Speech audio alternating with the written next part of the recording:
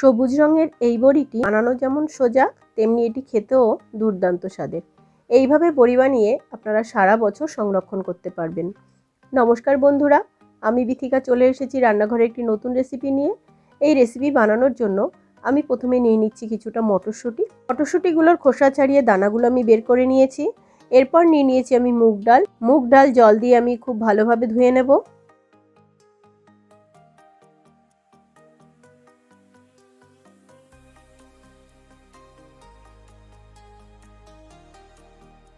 বেশ কয়েকবার জল পাল্টে পাল্টে ধুয়ে নেবার পরে এবার এটিকে আমি 7 থেকে 8 ঘন্টার জন্য ঢেকে রেখে দেব।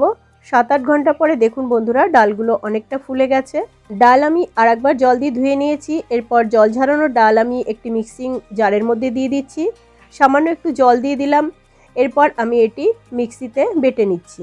ডাল মিক্সিতে বেটে নেবার পর আলাদা একটি পাত্রে ঢেলে রেখে দিচ্ছি। এরপর মিক্সিং জারের মধ্যে কিছুটা ধনেপাতা, কয়েকটি কাঁচা লঙ্কা, কয়েক টুকরো আদা আর মটরশুঁটিগুলো ওর মধ্যে দিয়ে দিলাম। আবার আমি পেস্ট করে নিয়েছি। এবার এই পেস্ট আমি আগের যে বেটে রাখা ডাল তার মধ্যে একসাথে মিশিয়ে নেব। এরপর ওই ডাল বাটার মধ্যে দিয়ে দিলাম কিছুটা হিং আর দিয়ে দিলাম কিছুটা গোটা জিরে। সমস্ত কিছু খুব ভালোভাবে মেখে নেব। এই ডাল বাটা মাখার জন্য আমি চামচের ব্যবহার করেছি, আপনারা হাতের সাহায্যেও এটি মেখে নিতে পারেন। এরপর একটি স্টিলের থালার মধ্যে আমি কিছুটা তেল দিয়ে দিলাম। তেল আমি স্টিলের থালার মধ্যে খুব ভালোভাবে মাখিয়ে নিলাম। এইভাবে থালার উপরে তেল মাখিয়ে নিলে বড়ি যখন শুকিয়ে যায় বড়িটা তোলা কিন্তু খুব সোজা হয়ে যায়। এরপর বাটা ডাল থেকে আমি কিছুটা ডাল নিয়ে নিয়েছি। দেখুন হাতের সাহায্যে আমি বড়িগুলো দিয়ে দিচ্ছি। এটি বানানো খুবই সোজা। বন্ধুরা, বড়িগুলো আপনারা আপনাদের পছন্দ অনুযায়ী ছোট বড় সাইজের বানিয়ে নিতে পারেন। আমি এখানে মিডিয়াম সাইজের বড়ি দিচ্ছি। এই সাইজের বড়িটা দিলে মাত্র 2 দিনের মধ্যেই বড়ি একদম শুকিয়ে যাবে। বন্ধুরা, আমার এই চ্যানেলের ভিডিওগুলো দেখতে আপনাদের কেমন লাগে তা কমেন্ট করে আমাকে জানাতে পারেন, আমি অবশ্যই উত্তর দেব। আর ভিডিও ভালো লাগলে লাইক শেয়ার করবেন। আজকে যারা প্রথম আমার ভিডিও দেখছেন তারা আমার চ্যানেলটিকে সাবস্ক্রাইব করে নেবেন।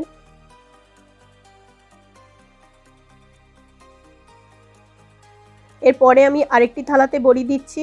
বন্ধুরা, এই বড়ি দেওয়ার সময় অবশ্যই খেয়াল রাখবেন মুগ ডালের পরিমাণ যেন বেশি থাকে আর মটর ডালের পরিমাণ যেন কম থাকে। মুগ ডাল আর মটর ডাল যদি একসাথে মিশিয়ে বড়ি না দেন তাহলে এই বড়িটা তোলার সময় একদম গুঁড়ো গুঁড়ো হয়ে যাবে। পরে আরেকটি থালা নিয়েছি, এই থালাটির মধ্যেও আমি বড়ি দিয়ে নিচ্ছি।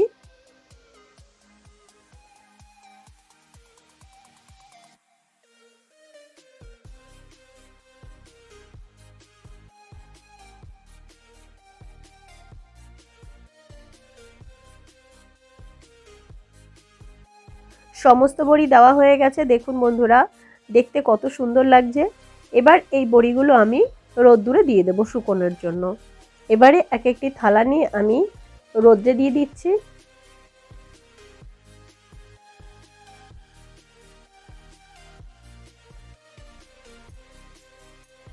প্রথম দিন রোদ্রে শুকোনোর পরে দ্বিতীয় দিনে দেখুন বন্ধুরা, বড়িগুলো কিন্তু এরকম হয়ে গেছে, একদম শুকিয়ে গেছে। এবার এই বড়িগুলো আমি আঙুলের সাহায্যে দেখুন একটু চাপ দিচ্ছি, থালা থেকে আলগা হয়ে যাচ্ছে।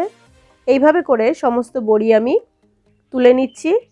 এইভাবে বড়ি বানিয়ে আমি সারা বছর এটি স্টোর করব।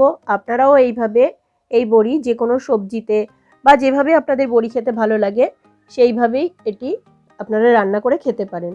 এই বড়ি রান্নার ভিডিও আপনারা আগামী পর্বে দেখতে পাবেন।